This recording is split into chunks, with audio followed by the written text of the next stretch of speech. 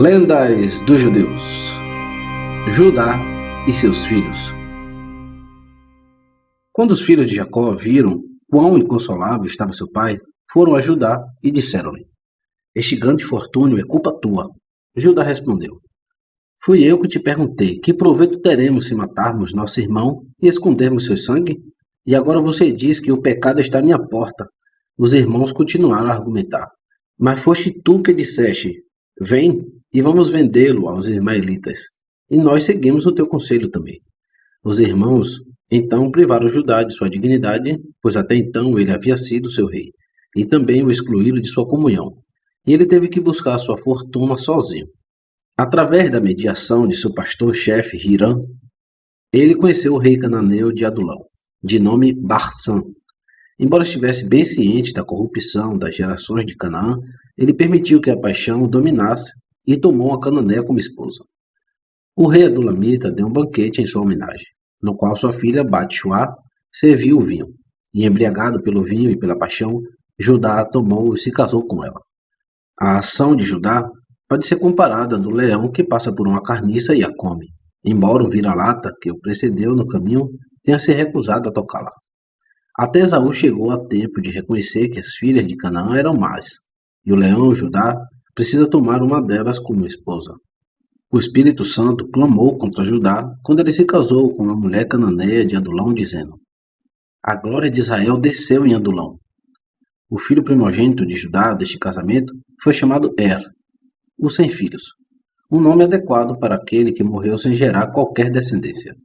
A pedido de Judá, casou-se com Tamar, filha de Arã, filho de Sem, mas por ela não ser cananeia, sua mãe usou artifícios contra ela, e ele não a conheceu.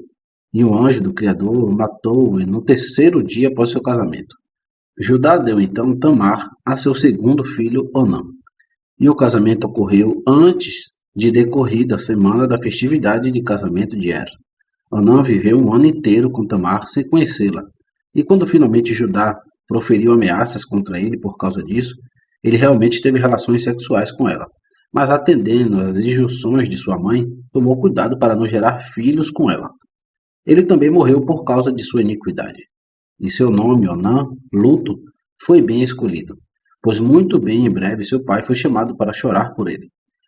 Agora Judá concebeu o plano de casar Tamar com seu filho mais novo, Selá. Mas sua esposa não permitiu.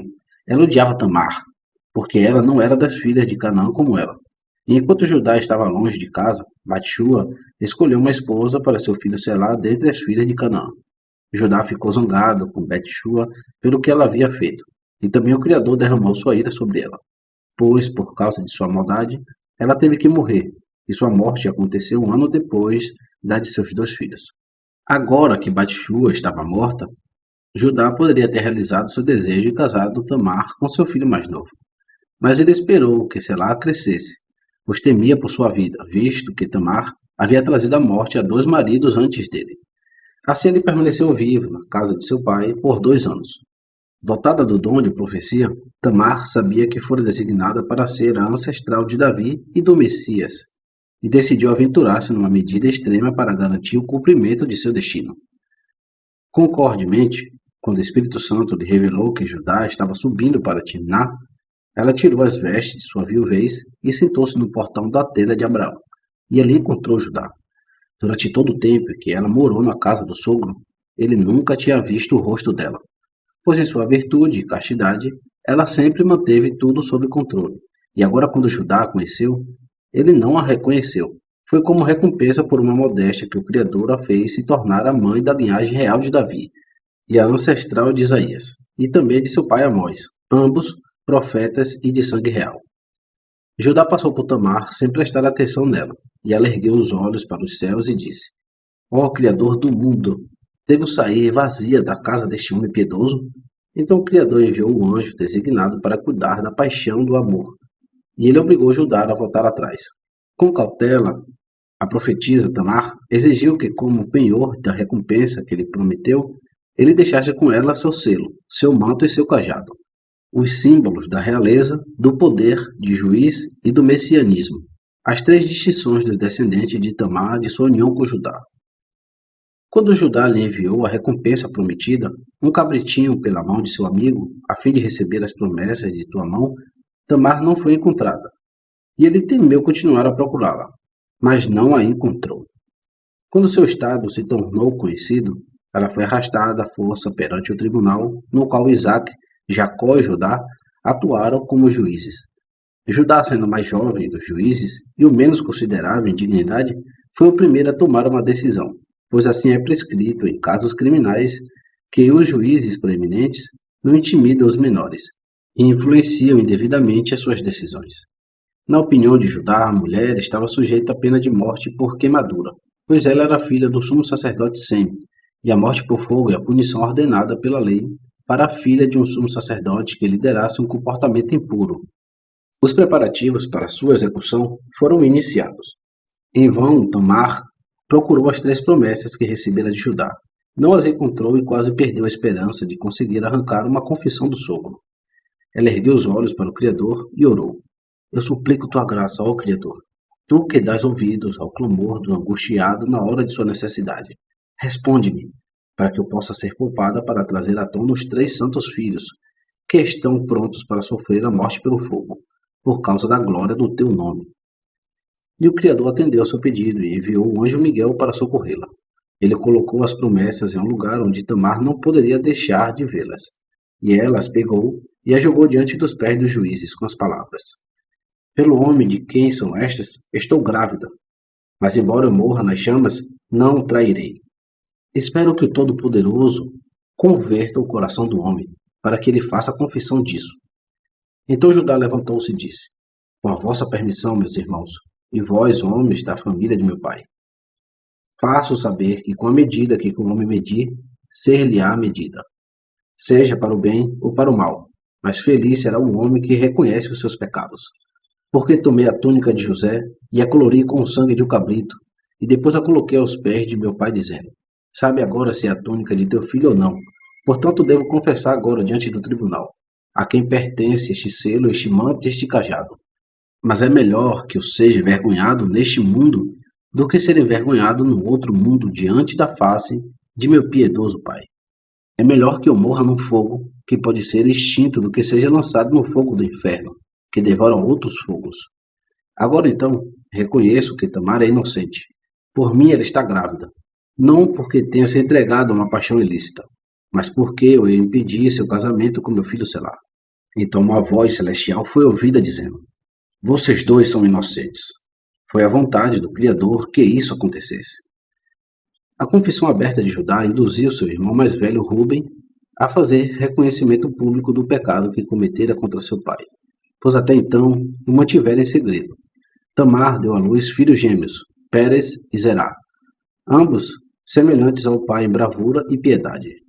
Ela chamou o primeiro Pérez de poderoso, porque disse: Tu te mostraste de grande poder, e é justo e apropriado que sejas forte, pois está destinado a possuir o reino. O segundo filho foi chamado de Zerá, porque saiu do ventre antes de seu irmão, mas foi forçado a voltar novamente para dar lugar a Pérez. Esses 2, Pérez e Zerá, foram enviados como espiões por Josué. E a linha que Raabe amarrou na janela de sua casa, como um sinal para o exército dos israelitas, ela recebeu de Zerá. Foi o fio escarlate que a parteira amarrou em sua mão, para marcá-lo como uma criança que apareceu primeiro e se retirou. Lendas dos judeus. As esposas dos filhos de Jacó. Judá foi o primeiro dos filhos de Jacó a se casar. Após a venda de José aos midianitas, seus irmãos disseram a Judá: Se as condições fossem como antes, nosso pai nos daria esposas agora, mas nós mesmos estamos procurando esposas. Você é nosso chefe e deve se casar primeiro. O casamento de Judá com Alite, filha do nobre comerciante Shua, que foi consumado em Adulã, residência de seu amigo Hirá, ou como foi chamado mais tarde Hirã, rei de Tiro, não foi feliz. Seus 2 filhos mais velhos morreram, e pouco depois sua esposa também. Foi o castigo de Judá por ter começado uma boa ação e deixado-a inacabada, pois aquele que começa uma boa ação e não executa até o fim, traz infortúnio sobre sua própria cabeça. Judá resgatou José da morte mas foi uma sugestão vendê-lo como escravo. Se eles os tivessem estado a devolver o menino ao pai, seus irmãos teriam obedecido às suas palavras. Faltava-lhe constância para persistir, até completar a obra de libertação de José que ele havia começado. No mesmo ano, o ano do infortúnio de José, todos os seus outros irmãos também se casaram. A esposa de Ruben chamava-se Eliorã, filha do cananeu Uzi, de Timná. Simeão casou-se primeiro com sua irmã Diná e depois com a segunda esposa. Quando Simeão e Levi massacraram os homens de Siquém, Diná recusou-se a deixar a cidade e seguir seus irmãos, dizendo: Para onde levarei minha vergonha? Mas Simeão jurou que se casaria com ela, como fez mais tarde. E quando ela morreu no Egito, ele levou o corpo dela para a Terra Santa e a enterrou lá. Diná deu à luz um filho para seu irmão, e de sua união com Siquém, filho de Ramor, nasceu uma filha de nome Asenate, mais tarde esposa de José. Quando esta filha nasceu para Diná, seus irmãos, os filhos de Jacó, quiseram matá-la, para que o dedo dos homens não apontasse para o fruto do pecado na casa de seu pai. Mas Jacó pegou um pedaço de lata, escreveu nele o santo nome e amarrou no pescoço da menina. Colocou-a debaixo de um espinheiro e abandonou lá. Um anjo carregou o bebê para o Egito, onde Potifar adotou como filha, pois sua esposa era estéril. Anos depois, quando José viajou pelo país como vice-rei, as donzelas atiraram-lhe presentes para fazê-lo voltar os olhos na direção delas e dar-lhes a oportunidade de contemplar sua beleza. Asenate não possuía nada que pudesse servir de presente, então ela tirou o amuleto pendurado em seu pescoço e deu a ele. Assim José conheceu a linhagem dela e se casou com ela, visto que ela não era egípcia, mas alguém ligado à casa de Jacó por meio de sua mãe. Além do filho de Diná, Simeão teve outro filho, cujo nome era Saulo, como Buná, a donzela que ele havia levado cativa na campanha contra Siquém. Levi e Isacar casaram-se com duas filhas de Jobabe, neto de Eber. A esposa do primeiro chamava-se Adiná, a esposa do último, Aredá. A esposa de Dan era Elflalete, filha do moabita Ramudã. Por muito tempo o casamento deles não teve filhos. Finalmente, eles tiveram um filho, a quem chamaram de Ruxim. Gad e Naftali casaram-se com mulheres de Harã, duas irmãs, filhas de Amorão, neto de Naor. A esposa de Naftali, Merimite, era a mais velha dos dois, e a mais nova, a esposa de Gad, chamava-se Uzite.